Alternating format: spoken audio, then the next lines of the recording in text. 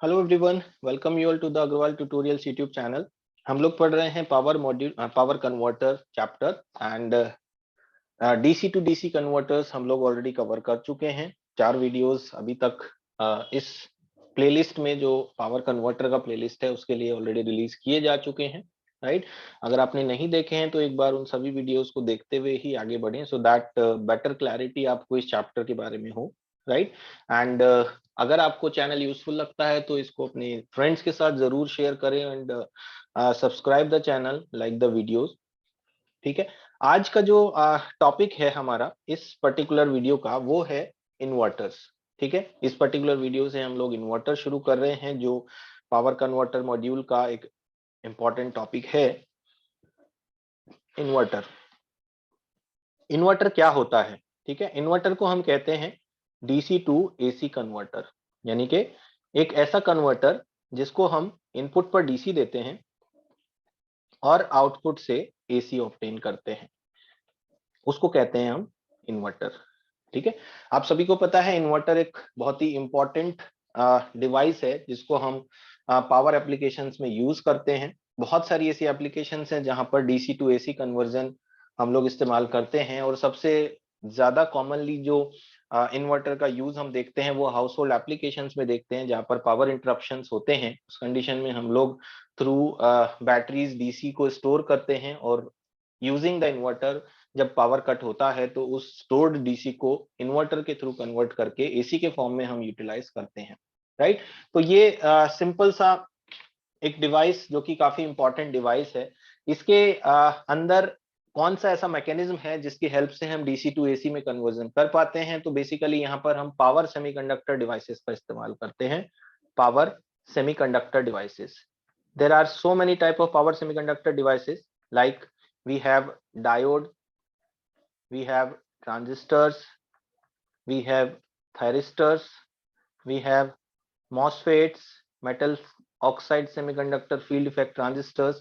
So these are some of the power semiconductor devices जो अलग अलग टाइप की एप्लीकेशंस में कन्वर्टर्स में इस्तेमाल होते हैं, राइट। चूंकि इन्वर्टर एक ऐसा एप्लीकेशन है जिसके अंदर हमें काफी फास्ट स्विचिंग की जरूरत पड़ती है। स्विचिंग मतलब ऑन ऑफ होने का जो स्पीड है उसको स्विचिंग स्पीड कहते हैं। तो बेसिकली इन्वर्टर्स के अंदर ऐसे डिवाइस का यूज किया जाता है जो सबसे ज्यादा फास्ट काम कर सकता है। एंड जो हाउस होल्ड एप्लीकेशंस में हम आजकल इन्वर्टर्स देख रहे हैं, आजकल आप जब मार्केट में जाते हैं इन्वर्टर को देखने तो उसके बॉक्स पे लिखा रहता है कि it's a pure sine wave inverter. तो बेसिकली उन इन्वर्टर से जो आउटपुट मिल रहा है that is nearly close to the sinusoidal waveform. Exactly sinusoidal होगा ये तो कहना मुश्किल है, लेकिन हाँ क्लोज टू साइनोसॉइडल होगा ये जरूर डेफिनेट है, क्योंकि आजकल जो कंट्रोलिंग टेक्निक्स है वो इतनी एडवांस्ड हो गई हैं कि हम डीसी को एसी बनाने के लिए एक लगभग लगभग साइनसॉइडल के बराबर का वेवफॉर्म ऑब्टेन कर पाते हैं। And most of the inverters have MOSFETs as the switching device because this is the fastest switching device, semiconductor device जो होता है, राइट। तो this is a brief introduction about the inverter कि inverter क्या होता है और कैसे ये काम करता है। Now if we see the classification of the inverters, तो there are basically two types of inverters available. One is known as voltage source inverter, जिसमें आपका जो सोर्स है वो वोल्टेज होगा, एंड दूसरा है करंट सोर्स इन्वर्टर। ठीक है, तो आपका जो सिलेबस है that syllabus include the voltage source inverter, end voltage source inverter में भी आपका जो सिलेबस है वो single phase voltage source inverter and 3 phase voltage source inverter, ये 2 टाइप के इन्वर्टर्स आपको स्टडी करने के लिए यहाँ पे दिए गए हैं। फर्दर अगर आप इनमें भी सब क्लासिफिकेशंस करते हैं तो आपके पास सिंगल फेस इन्वर्टर में भी 2 टाइप के इन्वर्टर आते हैं। एक कहलाता है single phase half bridge inverter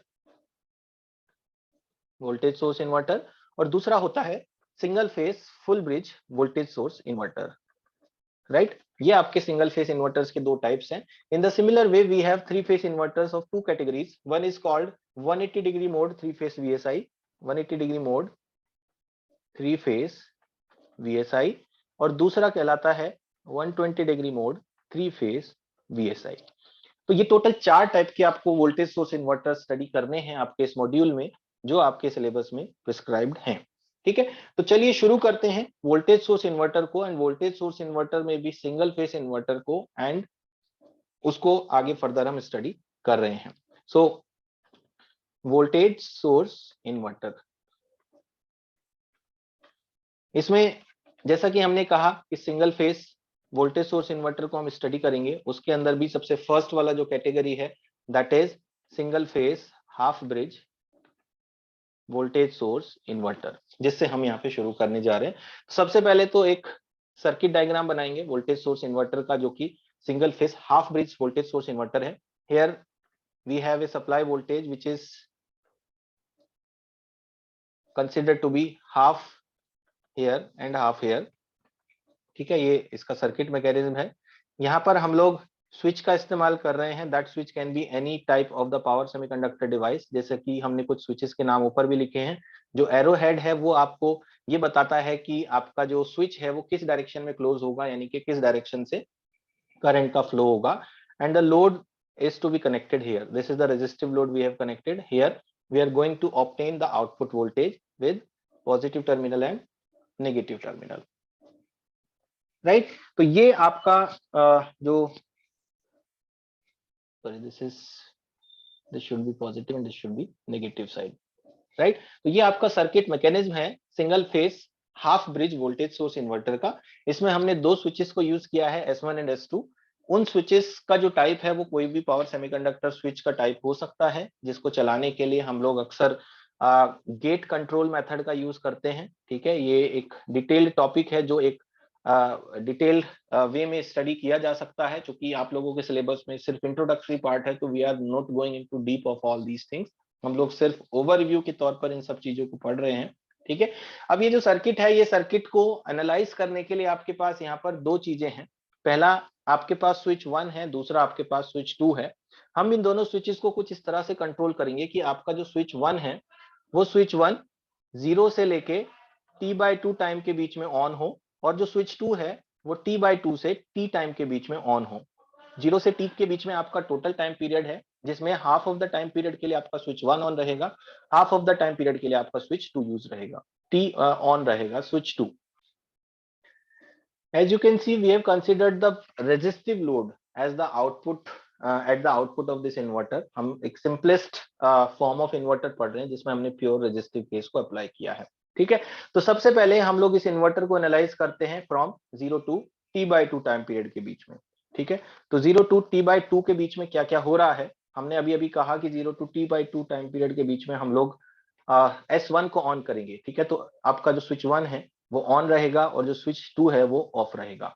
अगर इस कंडीशन में हम अपने सर्किट डायग्राम को रीड्रॉ करके देखते हैं तो हमारा सर्किट डायग्राम कुछ इस तरह का नजर आएगा, जिसमें switch 1 will be closed here like this and switch 2 is open.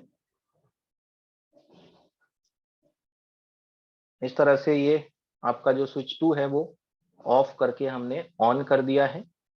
This is half of Vs, half of Vs, this is resistance V0 and the switch 1 has been shorted here. This is S1, this is S2. तो what you can see here is that कि जब आपका switch 1 close होता है तो आपका जो circuit के अंदर करंट का फ्लो है, the current flow is circulating like this.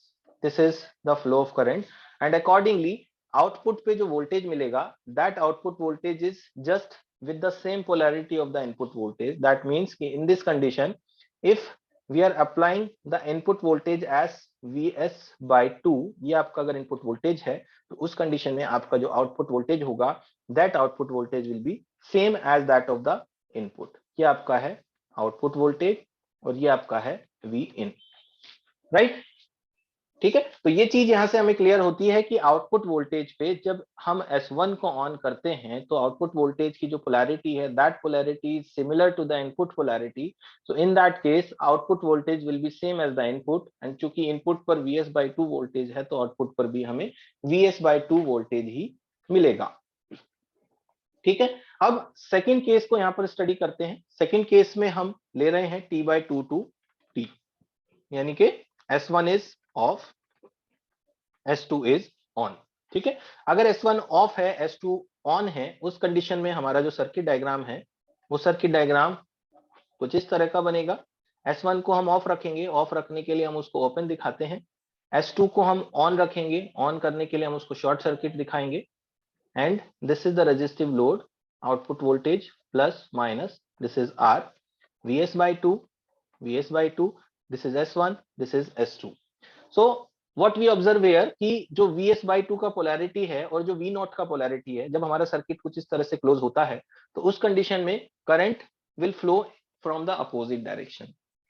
ठीक है, अब अगर करंट अपोजिट डायरेक्शन से फ्लो करेगा इन दिस डायरेक्शन, तो उस कंडीशन में हमें ये क्लियरली नजर आएगा कि जो भी इनपुट वोल्टेज है वो reverse polarity of the output voltage के बराबर है, राइट। दैट मीन्स कि अगर हमारा इनपुट Vs अपॉन 2 के बराबर है, this is V input Vs by 2, तो आपका जो आउटपुट वोल्टेज होगा that will be the reverse of the input voltage. That means negative side में आपको आउटपुट पे वोल्टेज मिलेगा, minus of Vs by 2, this is V naught. ठीक है, तो माइनस का हमें ये मिलेगा। जब आप दोनों वेवफॉर्म्स को देखते हो और ये देखते हो कि हमने हाफ टाइम पीरियड पे S1 को ऑन किया, हाफ टाइम पीरियड पे हमने S2 को ऑन किया, दोनों को कंबाइंड करके जब हम एक कंबाइंड वेवफॉर्म देखते हैं इनपुट और आउटपुट का, तो हमें नजर आता है कि इनपुट पर हमने एक कांस्टेंट वोल्टेज अप्लाई किया है जिसका वैल्यू है Vs बाय 2। आउटपुट पर हम ये देख रहे हैं कि हाफ टाइम पीरियड है ये हमारा T बाय 2, ये हमारा है टोटल T टाइम पीरियड। इस कंडीशन में जब हम 0 से T बाय 2 के लिए ऑन करते हैं स्विच 1 को, तो आउटपुट पर वोल्टेज मिलता है Vs बाय 2 के बराबर, this is Vs by 2। And जब हम T बाय 2 से T के लिए स्विच को S2 को ऑन करते हैं तो हमें आउटपुट पर वोल्टेज मिलता है माइनस Vs बाय 2 के बराबर, this is minus of Vs by 2। So here is S1 is on, here S2 is on. Both the conditions are giving you some output voltage. In case of S1 on, we get positive of the output voltage equal to the input. Second, हमने जब S2 को on किया, we get output voltage minus of the input, that is minus of Vs by 2.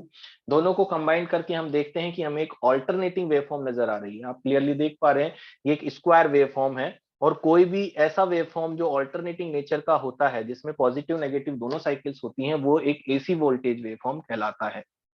ठीक है, although this is not a purely sinusoidal waveform, as you know कि हम sinusoidal waveform को use करते हैं, तो obviously this waveform is not a pure sinusoidal waveform but having different components of the sinusoidal waveform. अगर आपने Fourier series पढ़ा है या आगे चल के कभी पढ़ेंगे तो आप देखेंगे कि किसी भी सिग्नल को अकॉर्डिंग टू फोरियर ट्रांसफॉर्म हम लोग वेरियस साइनोसॉइडल फंक्शंस में ब्रेक कर सकते हैं। इसका मतलब है कि इस पर्टिकुलर साइनोसॉइडल, इस पर्टिकुलर अल्टरनेटिंग स्क्वायर वेवफॉर्म में साइनोसॉइडल वेवफॉर्म्स इंक्लूडेड है विद मल्टीपल फ्रीक्वेंसीज। जैसे अगर हमारा बेसिक फ्रीक्वेंसी f 50 हर्ट्ज है, तो इस पर्टिकुलर सिग्नल में 50 हर्ट्ज के साथ साथ 100 हर्ट्ज, 150 हर्ट्ज एंड इस तरह से बहुत सारे ऐसे कंपोनेंट्स हैं जो इसमें अवेलेबल होंगे। ठीक है, तो ऑफनली हम ऑब्वियसली हम ये देखते हैं कि जो 50 हर्ट्ज का कंपोनेंट है वही हमारे काम का है, बाकी के सारे कंपोनेंट्स हमारे काम के नहीं है। तो ये जो सारे कंपोनेंट्स हैं जो मल्टीपल ऑफ 50 हर्ट्ज के फ्रीक्वेंसी कंपोनेंट्स हैं, वो सब के सब वेस्ट होंगे, किसी काम के नहीं है, इसलिए ये प्योर साइनोसॉइडल वेवफॉर्म नहीं कही जाती। क्योंकि हम लोग एक बहुत ही सिंपल टाइप का एक इन्वर्टर का स्टडी कर रहे हैं जिसकी हेल्प से हम ये देख पा रहे हैं कि यहाँ पर हमें आउटपुट वोल्टेज जो है वो स्क्वायर वेव मिलती है। लेकिन अगर हम एक प्रॉपर कंट्रोल टेक्निक अपनाते हैं, मतलब जो स्विचेस हैं S1 एंड S2, उन S1 S2 को हम कुछ इस तरह से ऑपरेट करें कि जो वेवफॉर्म है वो स्क्वायर वेव ना होके एक क्लोज टू साइनोसॉइडल वेवफॉर्म हो जाए, तो उस कंडीशन में हम कहेंगे कि हमारा inverter close to sinusoidal waveform को अचीव कर सकता है, right. That is purely based on the control techniques, क्योंकि कंट्रोल टेक्निक्स जितना ज्यादा एडवांस्ड होगा उतना ही अच्छा आउटपुट पर हमें वोल्टेज मिलेगा। और हमारा ऑब्जेक्टिव है इन्वर्टर से जो डीसी टू एसी बनाना है, तो जो एसी हमें मिले वो क्लोज टू साइन वेवफॉर्म मिले, क्योंकि हमारा जो यूजेस है वो साइनोसॉइडल वेवफॉर्म फ्रीक्वेंसी 50 हर्ट्ज का कंपोनेंट ही होता है। Now let us calculate the function of the output voltage, average output voltage. What is the average output voltage? From the waveform, output voltage का जो रिलेशन होता है वो होता है 1/t integration of 0 to t v output dt। हमारे पास जो v output है वो दो पार्ट्स में डिवाइडेड है, उन दोनों पार्ट्स को अगर हम देखते हैं तो what we will get is 1/t integration of 0 to t by 2। हमें मिलता है फर्स्ट केस में vs by 2 of dt plus 1/t integration of t by 2 to t, हमें मिलता है minus of vs by 2 dt। ठीक है, इसको इंटीग्रेट करके जब हम सॉल्व करेंगे तो we are going to get zero value, हमें जीरो मिलेगा। ऑब्वियसली हम जब एसी सर्किट पढ़ते हैं तो ये क्लियरली देखते हैं कि कोई भी एक सिमेट्रिकल ऑल्टरनेटिंग वेवफॉर्म है, चाहे वो किसी भी शेप की क्यों ना हो, चाहे साइनसोइडल हो, ट्रायंगुलर हो, स्क्वायर हो, रेक्टेंगुलर हो, कैसा भी वेवफॉर्म हो, अगर आप उसका पूरी साइकिल का एक एवरेज वोल्टेज निकालते हैं तो वो हमेशा आपको 0 के बराबर ही मिलेगा। तो यहां से आपको यहाँ 0 मिलना चाहिए। उसके अलावा अगर आप आरएमएस वैल्यू कैलकुलेट करते हैं, वी नॉट आरएमएस होना चाहिए आपका 1/t integration of 0 to t output voltage का स्क्वायर dt और इस पूरे का स्क्वायर रूट यानी कि 1/2 पावर। ठीक है, let us solve this also.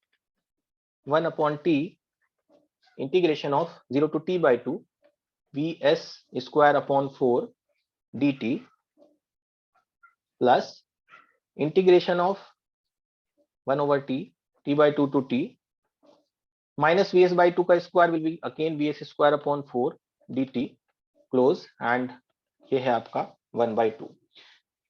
इसको सिंप्लीफाई कर लेते हैं, यहां से हम वी स्क्वायर बाई 4 1/t को बाहर ले लेते हैं। सो 1/t vs स्क्वायर बाई 4 को हमने बाहर ले लिया, अंदर आपके पास बचता है 1 और 1 का जब हम इंटीग्रेशन करेंगे तो that will give you t plus इस इधर भी आपको मिलेगा t।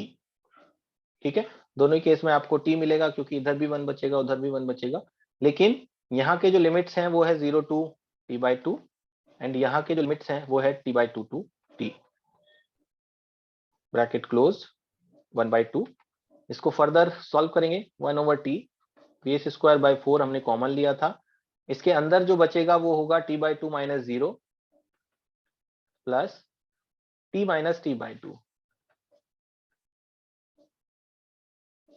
ये आपके पास अंदर बचने वाला है, t/2 से t/2 कैंसिल हो जाएगा, स्क्वायर रूट है यहाँ पे उसको भी लगा देते हैं, we will have a power of 1/2।